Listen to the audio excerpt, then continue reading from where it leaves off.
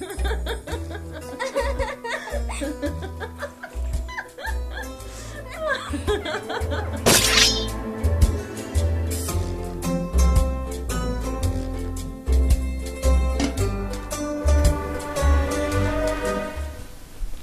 and welcome to another episode of Stupid for Dexter! Woo! Woo! I am Kat Steel. And I am your guest host, Dana Block. Woo! Woo! Thank you. Glad to be here. Oh, we're glad you're here, Dana. And Dana is visiting us today in our kill room. Ooh, spooky. It's a lot spookier than it looks on TV. Absolutely. Online. And also we have, in this corner, producer Mike. Hi. How's it going? All right. What do you got for us? Well, so episode 5 was yesterday. It's called First Blood. So let's want to do a really quick little fast rundown? Sure. Fabulous. Let's go for it. Well, first of all, Lumen is still there. She has officially come undone. I mean, from the sugar packets to the police investigation room, which I've never seen anything like that. Where did she get the corkboard? Staples? I don't know. Yeah. Post-it notes? I mean, she went all out. That was a big shopping cart she had. Much agreed. Yeah. And she's not going anywhere. I think it's going to be a problem. Yeah, Baby Harrison also might be a problem. He's scratching up kids at the Mommy and Me daycare thing. I know, that's a little alarming, or he could just be being a kid, you know. I'm suspicious. You never know. Deborah and Quinn, still together. Yeah. Marie and Angel, maybe not together after what happened. That's true. I mean, the fact that he was acting like a really jealous husband, checking the text messages, but she is in her bra being wired. It was suspect. A little, yeah. I don't get it. I don't get it. That's why I'm so glad that this show exists, because I have no idea what's going on right now. Well, hopefully we'll figure it out together, because I'm not quite sure either. And last but not least, Quinn, at the very end of this episode, is making a deal with RoboCop? What? Really? I know. I totally don't understand. I didn't even know who it was at first. I'm like, who? He looks vaguely familiar, and then I realized it was RoboCop. Well, the episode's called First Blood. Right. Right, and that relates, I guess, to two things in it. I guess to the kid maybe scratching. I'm guessing, First Blood. Right. And then to her, to Lumen, not really though, because she didn't draw any blood. It was weird because when I saw the episode title, I thought it's her first blood, and I thought, you know, with the whole gun, everything like that, in the previews before, what was up next, that's what it meant. But then as soon as Harrison scratched the kid, I was just like, okay, get it. That's cute, trying to confuse us. I see what's up. Thanks, Dexter, confusing me yet again. So let's get to the how about to the killer moments? Let's do it. So, killer moments. Here we go.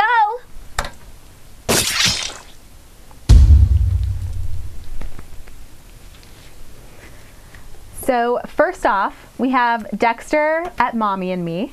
Yes, adorable. He's so cute. Did you see his little man purse? Oh, he is really cute, actually. It makes me like him even more. But Harrison has a little kind of can't keep his hands to himself. This is true, and I know that they went and saw the psychologist, and she said he's too young to have been affected by what happened to Rita, but Dexter is still hell-bent on finding evidence to the contrary. Right. So, exactly.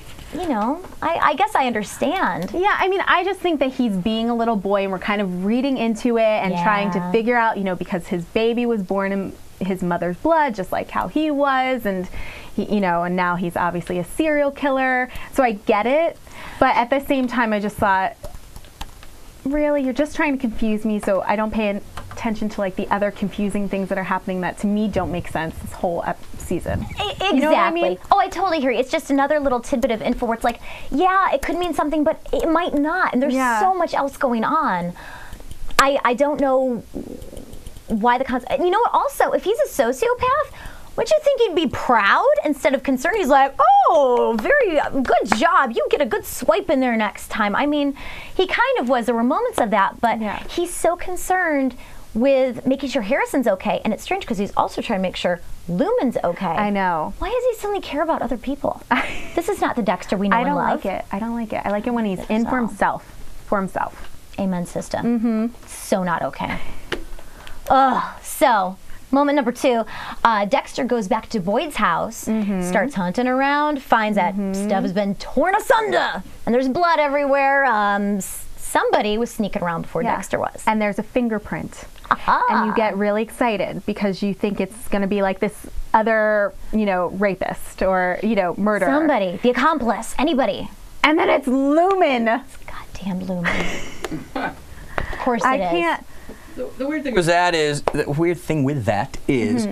that it was so like obvious, right? He's looking through and then he sees, and as soon as you see the broken thing, you're like, oh, Lumen beat him. Like every viewer knows that, right? Every single person watching this, and let me ask the chat room, is that true, everybody? As soon as they saw that, was like, okay, Lumen beat him to the punch.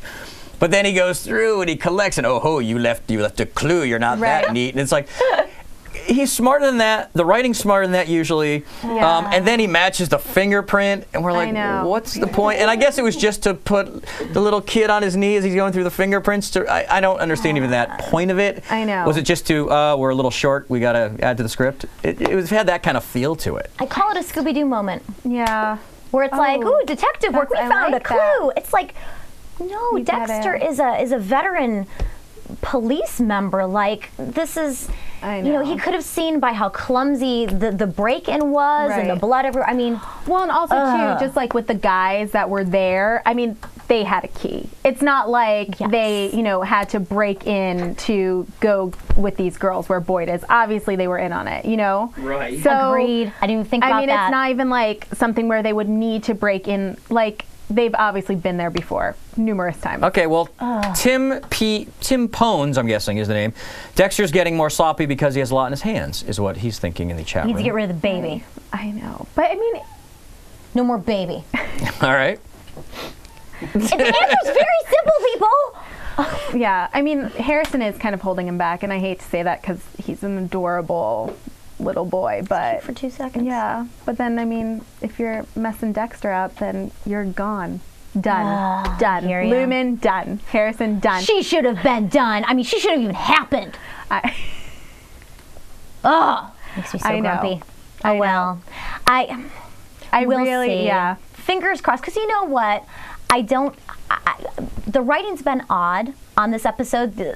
Beauty and the Beast, episode 4, I felt great about. And this one is a little different feel and different tone. It didn't really take us to a destination where I felt like I knew what was going on. Yeah, it was like a step backwards. Like I thought that in the 4th episode, they moved forward with the plot and I was getting really excited and I thought, oh my gosh, this is the Dexter I know, this is Dexter I love, things are going to start moving. He didn't even kill anybody in this episode.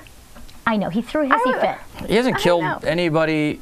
Who's he had on his kill table in the kill room so far? Boyd. But it wasn't even like his kill room. It was no, that's what I'm saying. So it hasn't been, there's been 0 in the kill room, right? Yeah, exactly. Because there was going to be someone in the kill room. You're right. Yeah, but there has not been an official. And that's become that. Is that one of our next moments? Is that our next moment? The possible kill room kill.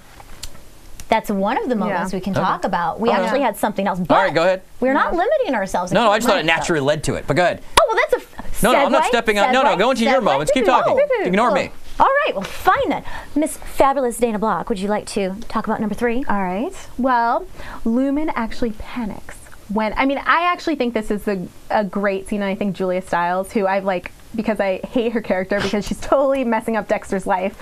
And I have this, and I feel bad. I feel like I should have had a disclaimer as the guest host, how much I dislike her.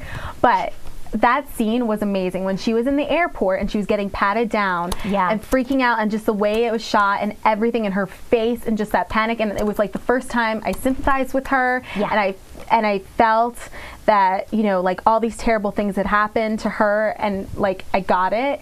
And I thought she was going to have a major freak out. Oh, absolutely. I thought she was going to elbow the security guard. I thought they were going to have to take her in. And then Dexter, she was going to have to say something because Dexter gave her his friggin' last name. I know.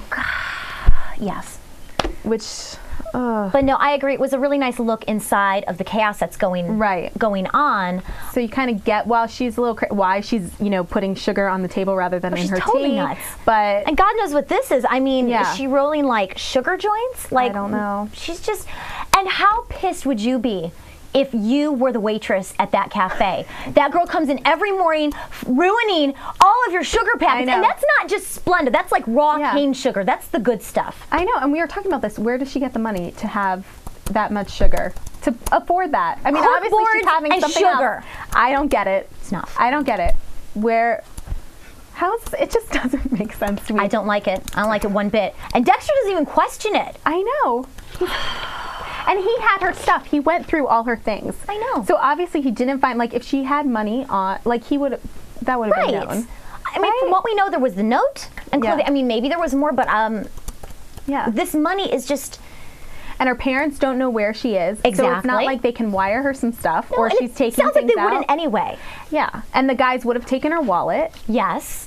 So she can't, I mean, it's not like she can go to the ATM. I mean, I don't get it. Where, I mean, corkboard is not laying around on the street, so I don't know. And if it was, I would have taken it. That is a nice corkboard.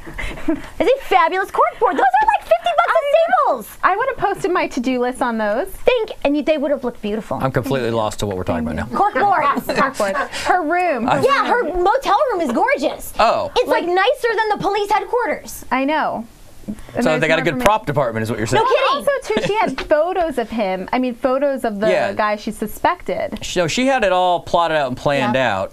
Now, I mean, I think we should get to that with Randy once we get Randy, social worker, in. Is that a lot of that didn't make sense to the psychological well-being, I would imagine. But let's talk about that in a little bit when we bring him in. Yeah, we definitely have a couple questions about that. When we had our very last half question. This is more of just commentary. Right. After chatting a little bit about this, so RoboCop, was it just me or was he a little cartoony? It was really bizarre. I mean, it was one of the first moments in Dexter where it was kind of like the obvious villain. You know what I mean? Like, he came in and he was very animated and not like John Lithgow was so amazing as the villain, and just, you know, you had this compassion for him and he was this family man and you had no idea, and how he played it, and it was just it, like the rest of kind of what's going on with Dexter, I just didn't understand. And they all seem animated. They all seem cartoons, the villains. And Quinn talking to him, I mean, Quinn, personally, I really thought that this whole Kyle Butler thing was just going to be over. That I remember you saying that. Yeah, and not so much. I mean, he's talking to cartoon devil cop. Which moment are we on? The last one. We're on the last one. Yes, we're almost done. Oh, sorry, I was paying attention. We're almost done. I'm sorry. No, we're talking about RoboCop. All right, so this is the moment where now this moment relates to why was he now the whole Sting thing, right? Yeah, the Sting. He was a bad evil cop. He got caught narcotics, I believe it was. Yeah, it was narcotics. And I mean, the thing is too, it was like one of those things that led up to, you thought Angel or Angel was looking at Maria's text messages, and you think she's having an affair with this. Can I just say that whole thing leading up to it? Those are, I like to call those I Love Lucy moments. Yeah. Where you're watching a show and you know the premise is so ridiculously stupid, and it worked with I Love Lucy because it was back then, and it gets into these sticky situations, and it was always over the top. It was cartoonish comedy. These are completely obvious, that's not a realistic situation. That would never happen. It doesn't work like that. Yeah. Where you're watching it in complete disbelief and just don't do that. And even her reactions to it were so contrived. Like when she was like, I wasn't anywhere. I mean, you know that she's not having an affair, but you want to they played it so hard to make you feel. I mean, it wasn't even played neutrally. Yeah. It's played with I don't know. Yeah. What are they trying to do? I didn't like it. I don't like it, sir. I don't like it. I don't like it at all. I know I just got here. No, I like it. No, it's good. About that I don't like it, but this is I don't like it. Okay, so getting back to that big moment. So the moment is the guys, and he stares down Dexter too, right? I mean, number one, the whole thing didn't make sense because again, why would she be on the Sting? Why would he still be there? Why would Dexter walk in and look? The whole was it? Well, and why would they be at the same bar? Like it was just so I'm sorry, obvious. Dexter and Hell walked in and looked at him and.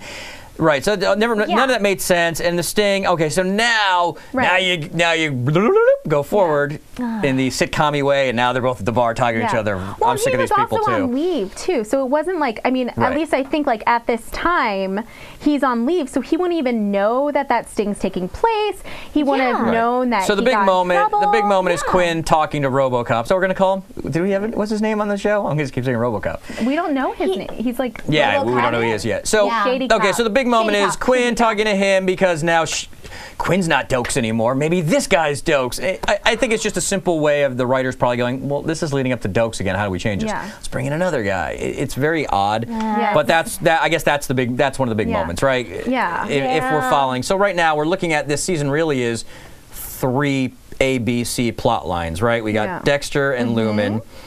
And then subdivisions that Dexter with his kid and the dead wife that nobody cares about anymore. The daddy Dexter, I like to call it.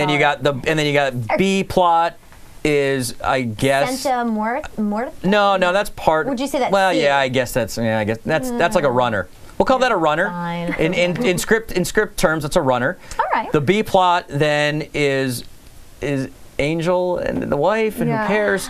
And then the C plot is this new thing that we're going to find out, and maybe that'll mean something. Maybe now we have the guy who's going to be the evil guy, because certainly, Lumen isn't it. There's nobody interesting. And I know that you guys talked about this last week, so I won't delve, Mike. Oh, but bring back up. Like the whole idea of, like, you guys talked about Quinn, like remember when he was stealing money and Dexter found him, and now Quinn's sleeping with Dexter's sister? I mean, it just doesn't ring true. And I know that you always knocked Quinn, and I was always like, you know what? Maybe he's got some issues. It's not that I didn't.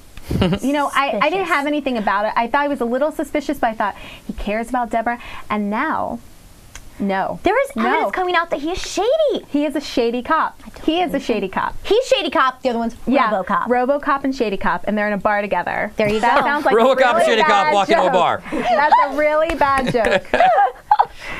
Oh, that's so good. But yeah, but I think that sums it up where we're at, right? Yeah, it does. Yeah, I mean, there's a lot more that happened in the episode, but those were the moments that we felt were important for one reason or another, whether we like them or not. I mean, that's not the point. It's to find the big twists or the important information. So, yeah. But while we're on the subject of Dexter and Lumen and everything that's going on, why don't we talk to Mr. Randy Jorfi with Driving the Dark Passenger?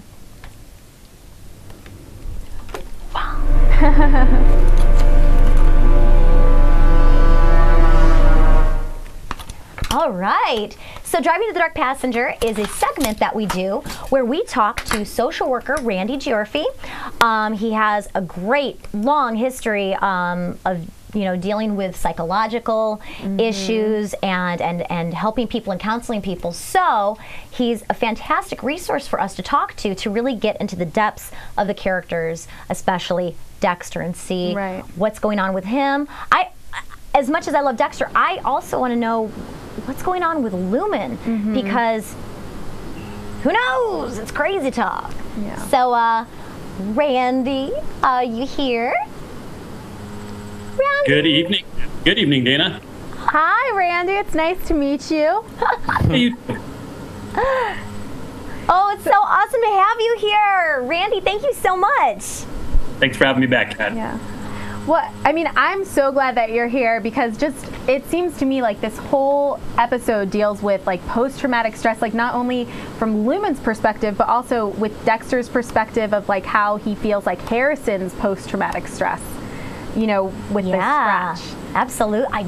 So for sure. Yeah. So we had a couple questions for you, Randy, if you wouldn't mind helping us out.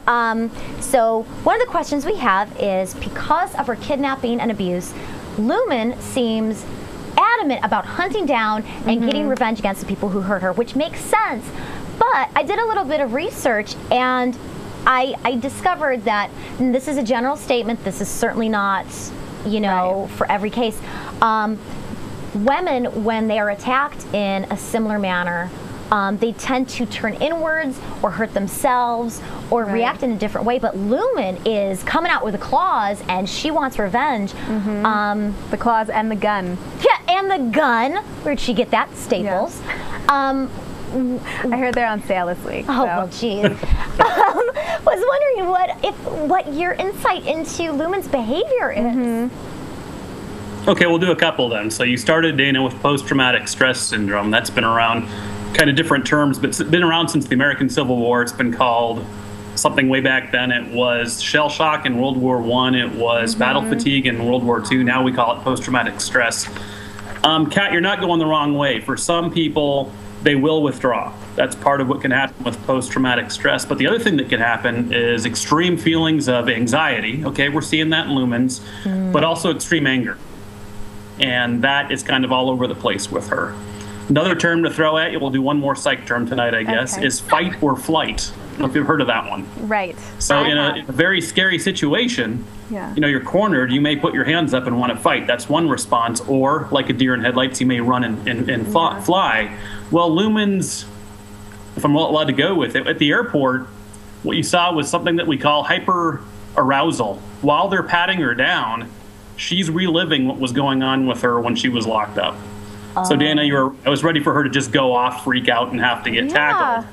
Well, it ended with basically, in a way, flight. You know, she gets back in the cab and the guy welcomes her to Miami.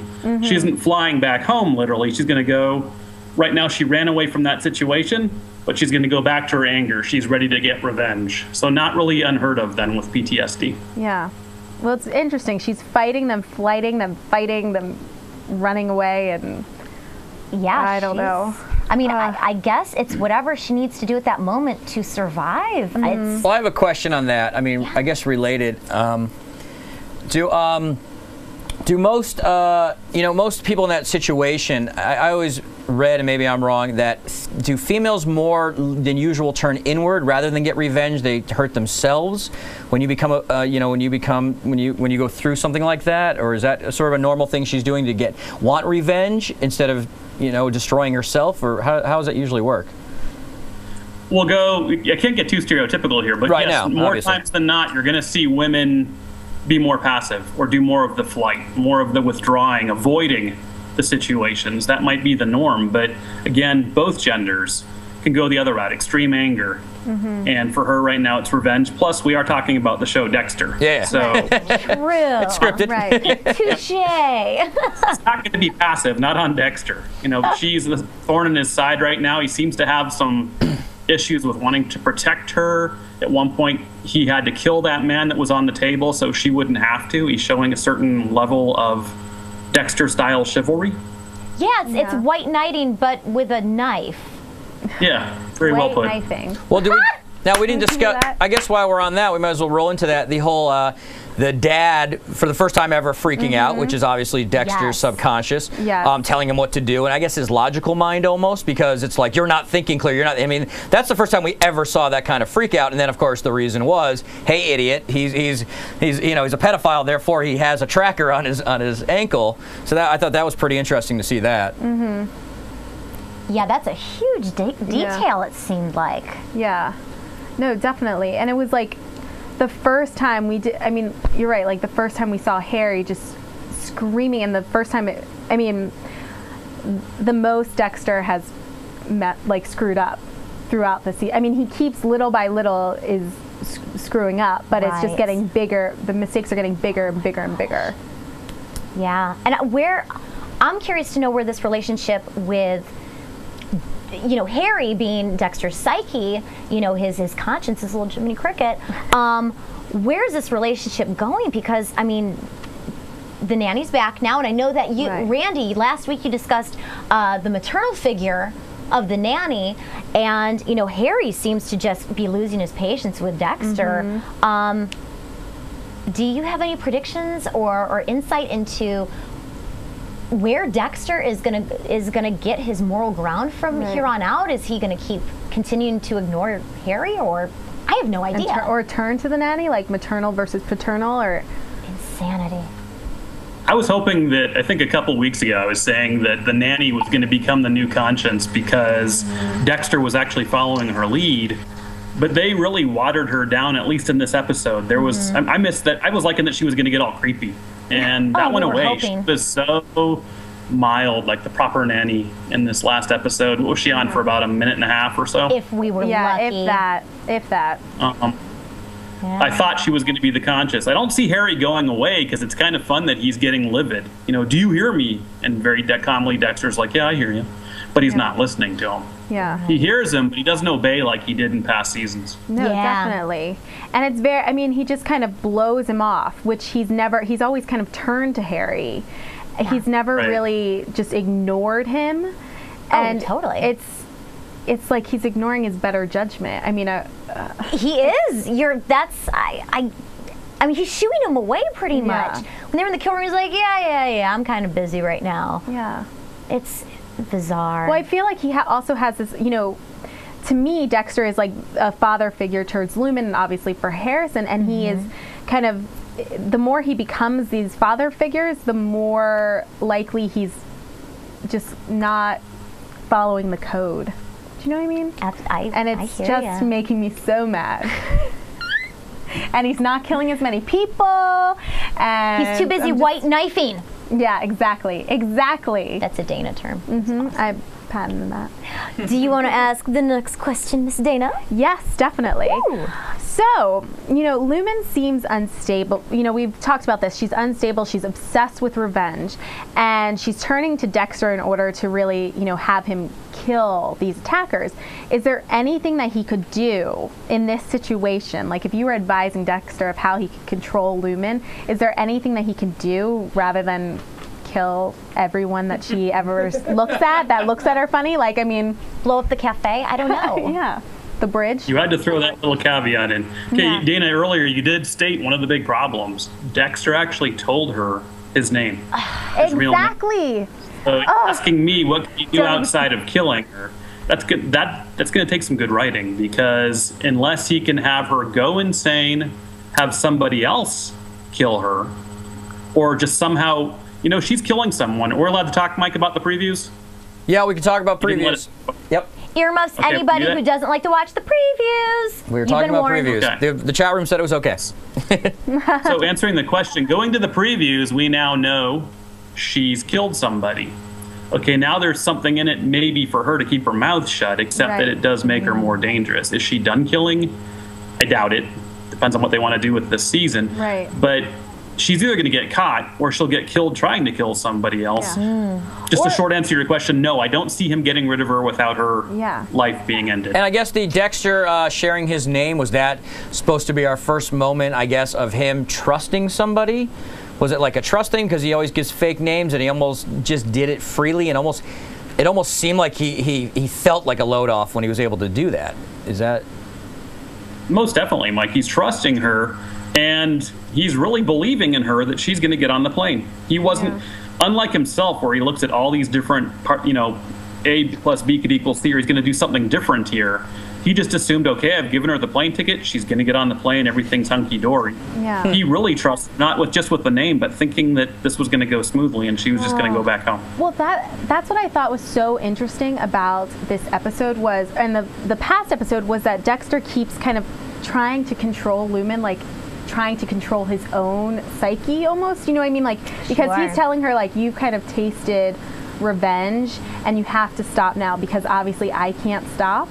So he's trying to, like, get her to go. But it's, but if he can't stop, I mean, I know, it's like a, you know, it's someone who has an addiction. The kettle black. Oh, it totally is. And, you know, also, I mean, it's really interesting, and I want to see more of this, and I don't know if this is going to come to anything, but he keeps assuming that baby Harrison, is traumatized and going to be sociopathic and be cutting people on the playground. Right. But then he's got this total paranoia towards Harrison. But on the other hand, he has somebody who's crazy. Her name's Lumen, and he's just like, oh, she'll get on the plane. It's fine. No, she won't. I know. And you know what's so funny is, and Randy, you brought this up, like the fact, you know, one of the things that I think could happen is I think she might get so nuts that because she knows his last name, she's going to frame him or something, or, you know, end up blackmailing him and trying to get him to murder all these other people because she knows his name and she'll, you know, and she knows what he did. Anything's possible. I don't know. I really don't like her. I'm going to say that again. How many times, can we count how many times? We should have a tally on a cork board. Do you not like her as a person, her as an actress, her as a character? What don't you like? Do you know what's so funny is I was telling someone, I said, I like Julie. I don't have a problem with Julie Stiles at all. I've seen her movies. I loved, you know, 10 Things I Hate About You, Save the Last Dance. I know Mandy did a whole kind of mock of that. Oh, she does a beautiful dance. But I really, like, I'm like to the point where if she ruins Dexter's life, I will never watch a movie that she makes ever again. That's how, like, she's just an actress. I know, no, I'm joking, of course. This is like her monster moment, right? But, this is her, this is her, I'm going to ugly up and do a crazy... I mean, she's amazing in it. I mean, obviously, she's incredible as the character, or else I wouldn't have so much distaste for her. Oh, no, she's doing an excellent job. She's riling up. You know what the worst thing an actor can get is apathy. You, Julia. Yeah, Julia, we love you. I'm just kidding, yeah. It's just that you play an awesome, obnoxious, crazy person. You're so good. That's all. Yeah. Oh, she's going to be the end of him. Oh, God, she's like... Randy, you have feelings about this? I know. We can go on. We'll go on. Sorry, we're just ranting and raving at this point. I'm enjoying analyzing you two, actually, right now. God! Please, what do you think about the Stupid for Dexter hosts? That is Lumen envy. Yeah. Oh, how dare you? You don't know me!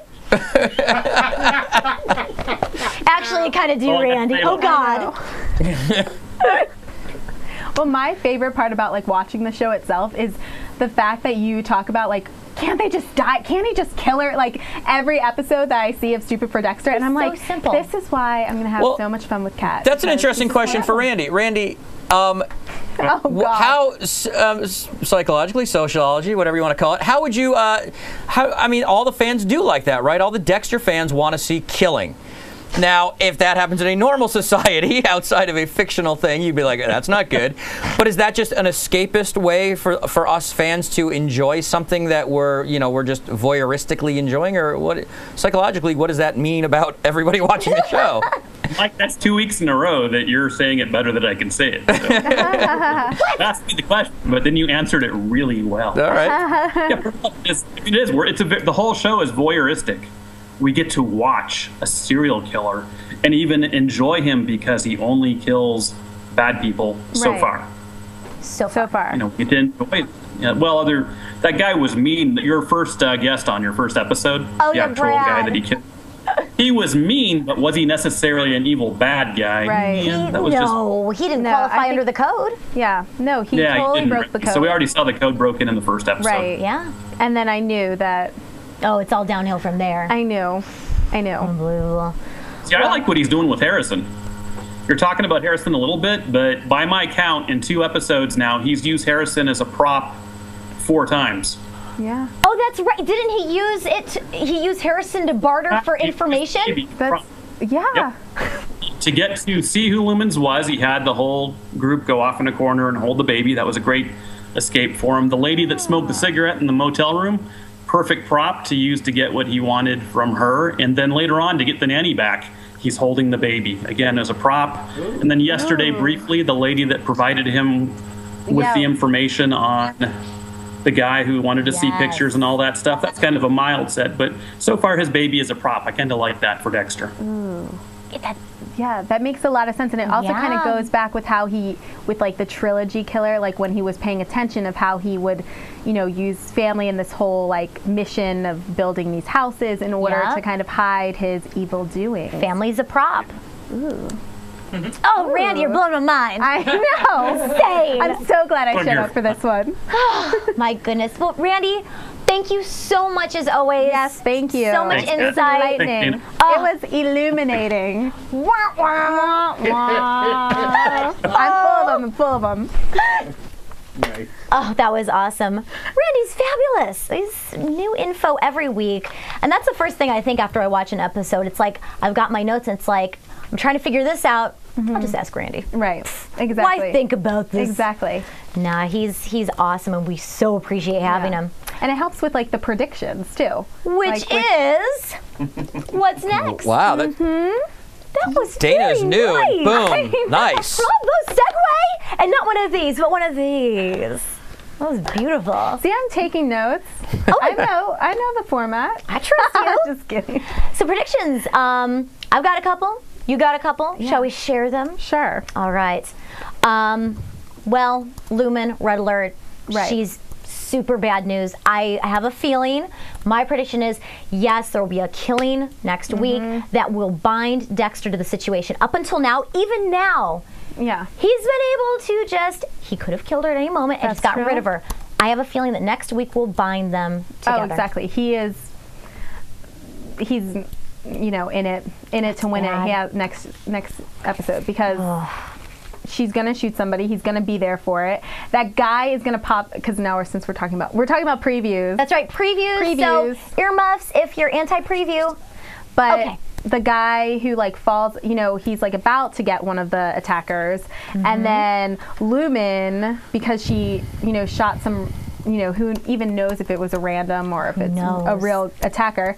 And so the guy like falls out of his truck and he's at the crime scene. Deborah it seems as though they want to make you believe that Deborah sees Dexter at that crime scene and he just randomly shows up, but it's probably like nothing. It probably, like that, you're right. It's probably because it feels so Trinity. Yeah. Doesn't it feel Trinity when they all arrive at Trinity's family's house and Dexter was there and they're like, oh, you forgot your vest. And he's like, oh yeah, my vest. Yeah.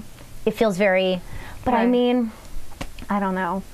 That'll be interesting. I don't know what's going to happen with Angel either, and like I don't understand that. I hope like RoboCop is just bad news. Yeah. I have a feeling. I'm wondering.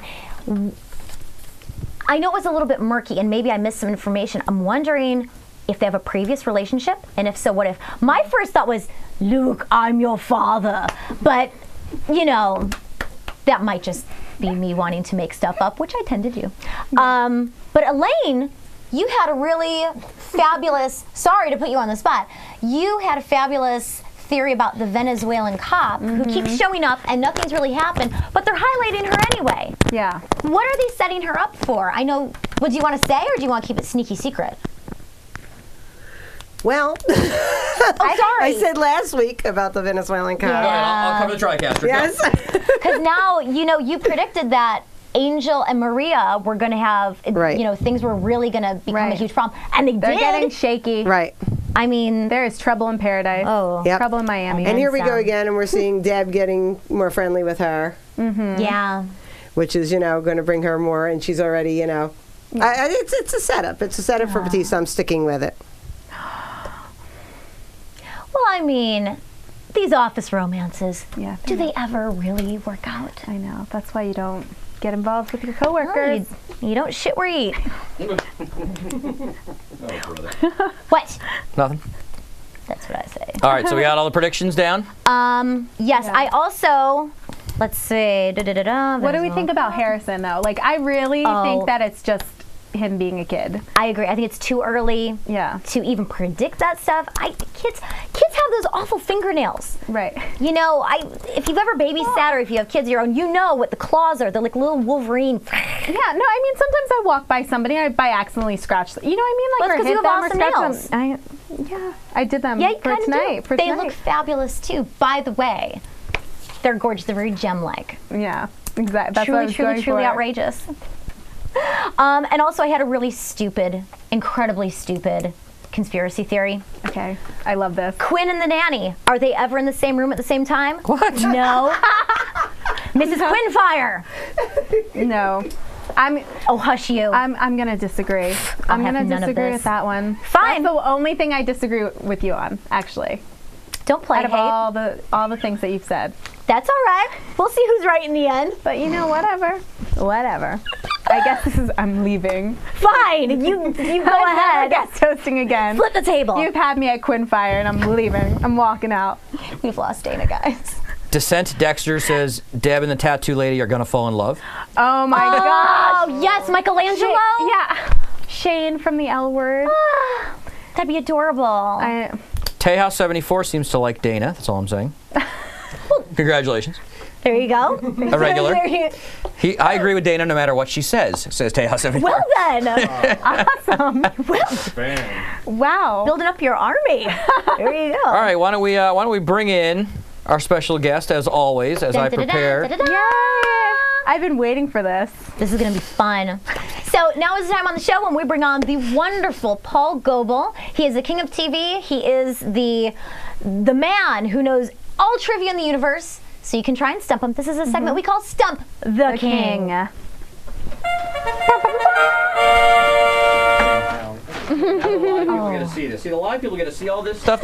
If you're live, you get to see all this craziness that goes on, and then I edit it out. So we wait for Paul to get ready. We pretend it was all perfectly set, and then I count to 3, 2, 1, and introduce Paul. Boom! Hi, everybody. Hello, internets. Oh, I'm so glad to be here. Hi, Dana. Hi, Paul. Nice to meet you. It's so nice to meet you. I'm glad Dana has fans, because I have an idea to spin her off on her own show with that guy Kim Jong-un, the guy who's taken over for Kim Jong-un. We call it New Kim and the Block. Ooh. What do you think? I love it. I love it. Have you been sitting there thinking that the whole time? Yes, yes.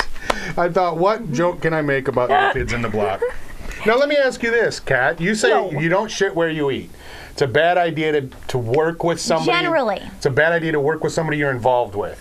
It depends, but generally. So don't like do a internet TV show with somebody you're sleeping with. Absolutely not. That is the Never worst. do that. Never. You know what? Okay. Ends in misery, folks. Kat and Dana sleeping together? Whoa! Spoiler alert. I thought it was Elaine and Dana. We're not doing previews right now. Yeah, that's preview material, Okay, sir. sorry. We did not have the earmuffs on for that My one. bad. You had the crown, You've got not a the warrant, earmuffs. yeah. Oh, also, Dana, I need to correct Dana. Dana, I know it was a slip of the tongue, but you called the Trinity Killer the Trilogy Killer? Oh. That's actually George Lucas. Hello! Hey! Come on! Ladies! That's all my Wow. That was. Thank you very much. I really. We've lost control of the show. That's Wow. Over. folks. See what happens when Mandy's gone? We I lose know, complete control of the show. Right? Mandy, she runs the show with an iron whip. I know. This is a lot of pressure right now being in this seat. Can Well, I you tell are you? no Mandy Can I Schneider, tell you? You're doing a great job. Awesome. Mandy will be proud, and it sounds like Tejas 74 is also. Yes, Tejas 74 There is you a go. big Thank fan. you. Thank you. So, trivia time. Yes. Okay. You got trivia questions in the king. chat? It's flying by. I can't cut and paste God. it. We don't have. I'm doing everything, but I got one written down here, and Okay, people good. feel free to give me more now. FLRFF in the chat room asks, how many people has Dexter killed so far in all the seasons combined? Well, You don't do numbers though, I right? don't do numbers, but I could Take a guess. Could venture a guess. Give me a say. Do I get it? Do I get credit if I get it within how many? Within 1, 2, 3. You can be within. Let's say within 5. Okay, so if I get it right within 5, I'll get credit for it. So, yeah. I have a Yes, question. Kat? Question for producer Mike. Yeah. Are these, recognizes As I'm Kat. looking and trying to find more yes, trivia thank you, questions. Go ahead. I was wondering if this is kill room only or kill. Yeah, ask Yeah. Flurf if it's Flurf, kill room right. only or just He said kill. So all kills. Yep. So All it's right. 2 this season. Right. I was going to say you don't have that many this season, That's unfortunately. easy. Let's see, last season, let me try to count backwards. There wasn't a lot last season either. I'm gonna say 10 total. You're not even close. According to him, it's 35. What? That seems high. That does seem high. People are just making up their own answers. busy. We'll have to look that up. We'll have to look that up. my All right, here's gosh. another one. Dexter Genius asks, what is the name of Dexter's first kill seen on the show, season 1? First kill, season 1. Who was his first kill? I remember that, Name. actually. Oh. Well, wasn't it an animal? Wasn't that? I mean, if the first one, his first kill On TV. when he was a kid. No, that you saw. That you saw him The actually person, murder. name of the person that you saw him actually in the kill room. I have no idea. But wasn't he a priest? Wow, I He don't. had it was little boys. It was little boys. Oh I yeah, remember. yeah. And the name? Yeah. I don't. I think Priest Dexter Bob? Genius is going to win something from the King Probably. of TV. The name is Mike Donovan. Father Mike Donovan. Congratulations, Dexter Genius. Way to go, Dexter Very Genius. nice. Very nice. Very You good. won a Very prize. impressive. Send me an email at paul@thekingofTV.com. That's my website, thekingofTV.com. And there is a, and you can win a prize. according to Flarf, who gave you the 35 one, there is actually a list online. Of course, there is. There's a website that lists all the kills. Unfortunately, the URL has been removed by YouTube. The Earl? Wink, wah, wah. Well, maybe I'll look that up, Flurf, and you send me email too, and if I can verify it, I'll send you something. Very I'll send you cool. a prize. All right. I don't have any Dexter swag, by the way. A lady who won a prize last week wanted Dexter swag, and when I told her I didn't have any, she said, "Okay, never mind then." But Okay, next I have plenty of question. swag, but no Dexter swag. Next question. A Dreamer 29. What does Dexter recall was tattooed on his biological dad's arm? Jeez. No, these people know their Dexter God. trivia. Oh man, see, they threw me all softballs the first few Yeah. shows. Yeah. Now these people are really getting Well, into it. these are the Well, the first few questions were Hardcore. like, what does he kill with? A knife? Yeah, what is the name A of butter his knife? boat? Really? What is it? Wow. What A does he bring Dreamer, a bunch A of Dreamer, what pops is in? Like, I on? don't remember that. I wouldn't even ask you where, just what's the tattoo. Not where and what, but just what is the tattoo of? I can tell you it's on his elbow. Oh, it's a spider web. Hey, there you go. Yeah. Oh, that's right. It's so creepy. Which means I guess that means you killed somebody in prison. You get it. I thought that was it's the tier. It's a prison tat. It depends on where Yeah. you go. Oh, but- seriously? Yeah, it's right. Am I right about that? That's a prison tat. Yeah, yeah. Elaine, you've done time, right? Right, yeah. The tier. Or the tier, depending on where you're. Tejas locked up. asks, what was the second? Now I lost the question. See, this is too much work here, people. This is why Corey does a very good job on the other shows doing the chat room. Yeah, where What is the he? second That tenet Corey of book. Harry's code? The second tenet of Harry's code. Well, the first is what? Don't get Don't get caught. Right, don't get caught. The second is. I'm gonna say. The second tenet is. Do no. I don't know. Never is it? kill an innocent. Right. That's right. I thought that was 3. Okay. Wow, people, this Yeah, I is would think not that was good. something more important than that. Do you have, you know what, let's try, why don't you give the chat room a question? How about that? The first one to Okay, get it right. a hard First one one to or- get a chat room question one right. warm 'em up. My camera on? You want a hard one or First an easy one, one? well, they're giving you hard ones. Let's give the That's chat fair. room a hard one. One question. And if they get it right, they win something. Okay, this is a medium one, and we'll see how they get it. All right, here we If go. it's Chat too room. hard, First we'll- one answering the chat room. Let's do it. All right. The Good night luck, guys. Rita and Dexter first had sex, what was Rita dressed up as? She was wearing a costume that night. And so you know, if you're listening to this on podcast or YouTube, which we're now very prominently featured on YouTube, we do this live every Monday night, 8 p.m. Pacific time on Ustream. So you can join us in the chat room, and that's how you can win things. So I guess it was Halloween. Laura Croft. Lara Croft is absolutely right. Dexter Genius comes through. Oh. Was it? Is that two? He can also tell you what kind of sexual act, and we'll just leave it at that. Oh, let's hear it. I'm not. This is a kid show in for description. Dexter. Yeah, Dexter's a kid. There are two initials. Not appropriate. Yeah.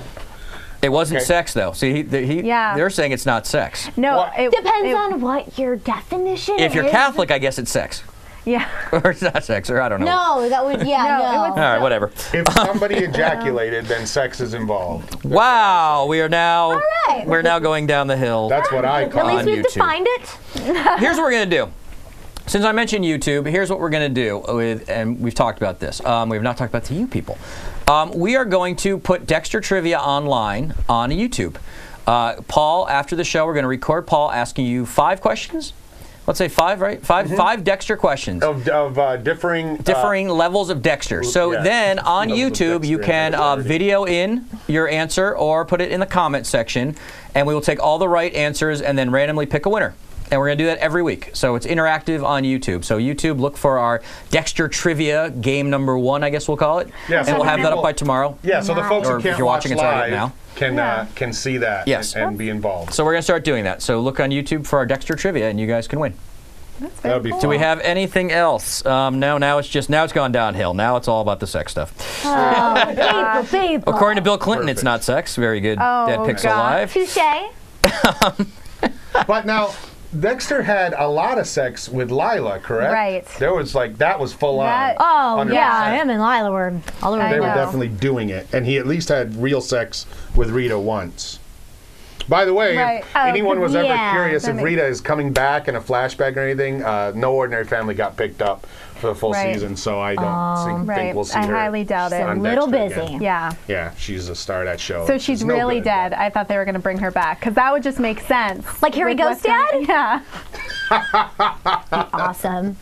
Harry Ghost Dad. I should have added that as my prediction. I think that's it for the trivia. And again, Yeah. we'll see them all on YouTube, and we will ask them Yeah. trivia, and they can win little Awesome. things. That will lead up. We have actually very good DVDs to give away as well, and we're gonna eventually. I think we might compile all the winners into one, and that will be drawn randomly, and maybe we'll give away some really big prizes as well. That'll be cool. We got some great stuff. Yep. Oh, totally. That'd be great. Well, awesome. Alrighty. I think we wrapped it up. covered the trivia. I think so. So that's Do you have any? Do you have anything, Paul? You got a prediction for next week? Well, my prediction: Lumen is going to be more trouble than she's worth. I mean, obviously we've all complained a lot about this season and how lackluster it is, and you know, every season, every show has a dip right about this time in quality. But the good shows, like when they were wanding her at the airport, I thought they were going to find something stuck up in her. Yeah. Quite frankly, I thought it was like, hey, you have something inside you. Aliens? Yeah, exactly. And I was like, that would be fucking crazy. But I think something crazy is going to happen before the season's over that make us all go, oh boy, that was awesome. It was worth it to sit through. And it might be with Lumen. It might be, you know, Lumen kills Harrison, something that crazy. Because the other thing is, you know, it's an old staple to add to save a show. You know, add a kid is a big TV formula. But generally, when you add a kid on a show, you get rid of him right away. The pregnancy and the kid being born happens. Like on Friends, you know, she was pregnant, had those kids, and then they were gone. Or on Family Ties, he grew up over the summer, 6 years. But Harrison is around a lot. Eventually, that's going to get really old, and I think there's something that's going to happen to him, and that would be awesome. We have more questions. Now we have more questions. Now that you went through that, a couple people got upset. They don't think we're live, so I'm going to prove we're live. What? We're totally live. Yes. Where were the remains of Dexter's biological father placed? His remains? Jeez, these are hard. To prove we're live, why don't you flash everybody? Me? I was talking to Mike. Yeah, Mike, it's his turn. All right. You take the brunt of it this time. Dexter's dad's remains are... he didn't dump them over the boat. I don't think so. He didn't dump them over the side of the boat. But I seem to remember them being by the cabin, by his old cabin where Dokes burned up. Oh. That's what I think. Well, he's not giving me an answer. What? Bowling alley? Maybe he's not lying. Bowling alley? A bowling alley. That's not right. Am I looking at the wrong question? The answer? This sounds like the Big Lebowski. Tim, is it the bowling alley? With the ashes in the bowling alley. He says bowling alley. Yeah, it's bowling alley. Everybody says bowling alley. It's like 5 people now say bowling alley. Yes, that is right. Yes, he wins. Yeah. Oh, okay. Congratulations, Tim wins. How did he get rid of them at the bowling alley? Like where? Like you put him in the ball polisher and left him there? I don't remember the bowling alley. You put in the little hand blowy things. That was way back in the day. I remember a bowling alley. Yeah, well, I do. I remember the bowling team and all that. Sure. Yeah, exactly. Yeah, oh my gosh. That's what I remember. All right, I'm 0 for everything tonight. Let's wrap this up then. All right. And again, we'll see you guys on YouTube. Please go and look at our Dexter the show, as well as we'll do the trivia. Definitely. And Streaming Garage, it's youtube.com/Streaming Garage. We have a bunch of different shows. We have Stupid for Dexter, Stupid for Movies, Stupid for Fantasy Football, and Stripped Down Live with Kurt Smith from Tears for Fears. We bring in bands every week. And this week we'll have The Fallen Stars on Wednesday night. Ooh. Wonderful. Yeah. That's awesome. Well, thank you so much to Paul, to Dana, and to Randy. Yes. It was a fun episode. Yeah. Thanks for letting me join. Mike and Elaine and the Jim TriCaster. And our TriCaster. Woo! So, thank you so much. Join us next Monday at 8 p.m. for another episode of Stupid for Dexter. Good night. Good night. Bye, guys.